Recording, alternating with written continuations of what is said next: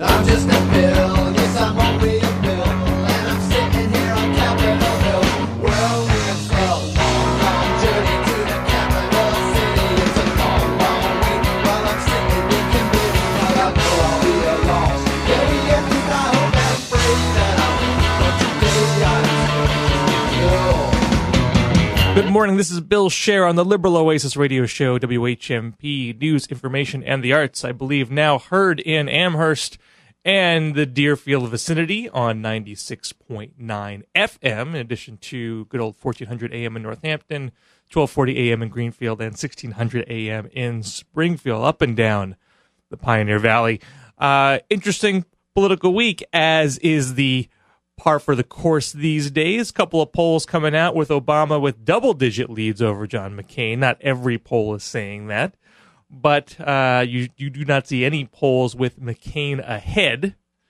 And it seems that the variation in the polls, for the most part, is the degree of enthusiasm for McCain. How much do conservatives sit on their hands in their dislike for McCain? So you see him sometimes in the mid to high 30s, and sometimes you see him in the low 40s, where Obama has generally been in the high 40s, occasionally even breaking 50. So it seems like Obama's got more room to grow with the undecided independent voters, and McCain is stuck between trying to consolidate his conservative base and reaching out to undecided independent voters.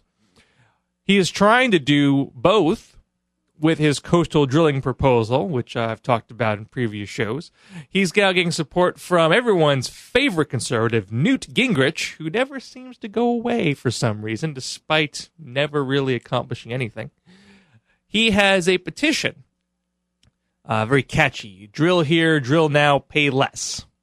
That would be great if it wasn't, a lie.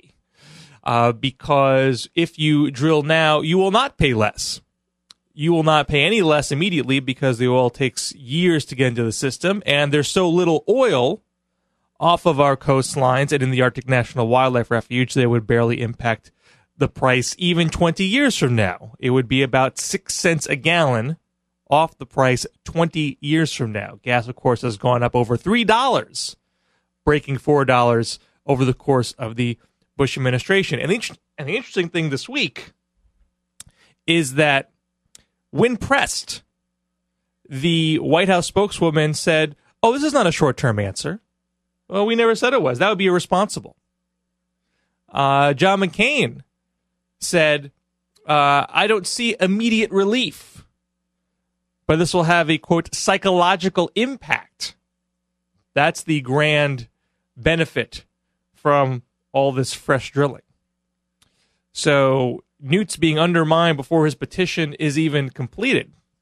Now, if you actually want to help people, I can just get for you, this is on fueleconomy.gov, here are a number of things that would get you more cost savings right now than what Newt and Bush and McCain would give you in 20 years. They would give you 6 cents a gallon in around 2025, 2030. Right now, if you replace a clogged air filter, that could save you up to 41 cents per gallon. If you keep your tires properly inflated, that could save you up to 12 cents per gallon. If you fix an out-of-tune engine, that could save you up to 16 cents a gallon. If you make sure you're using the recommended grade of motor oil, that could save you up to 8 cents a gallon.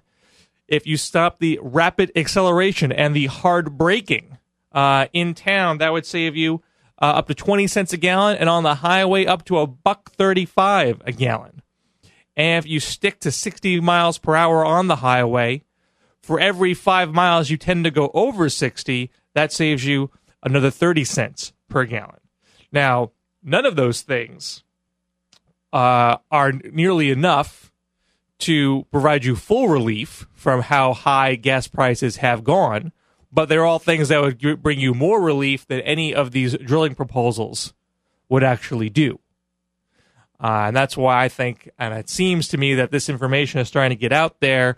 This is going to fall by the way of the gas tax holiday, something else that it's a do-nothing, gimmicky pander that just makes the proponents look foolish in the end.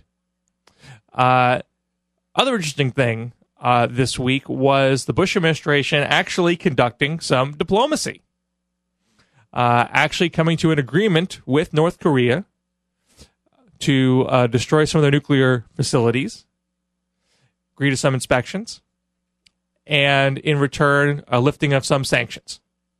It is not the entirety of the entire solution to the North Korean problem, but it's a step in the right direction, a greater step than doing nothing and saber rattling and not talking accomplished. Now, there are a couple things that could result from this. It had been posited by Steve Clemens over at thewashingtonnote.com several months back that this could be part of an insidious trade to essentially take North Korea off the table as a political problem in exchange for ramping up the confrontation with Iran.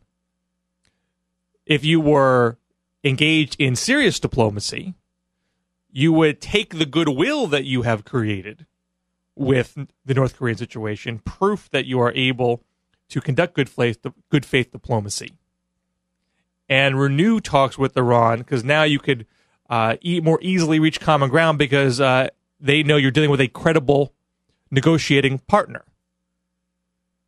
What they could otherwise do is try to say, hey, you know that we're in the right because look how nice we're with North Korea, so if we want to go blow up Iran, you know that we just had to.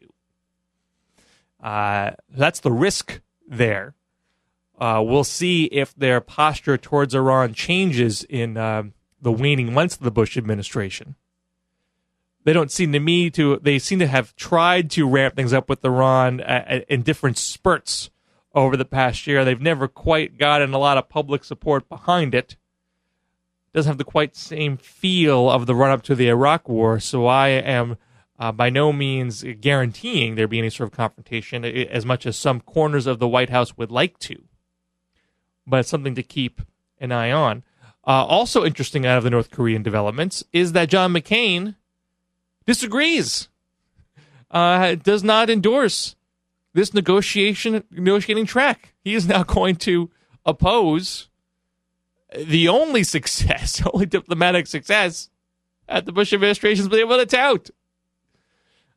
So he has tried to protect himself politically for his support for the Iraq War. He has an ad up saying how he hates war.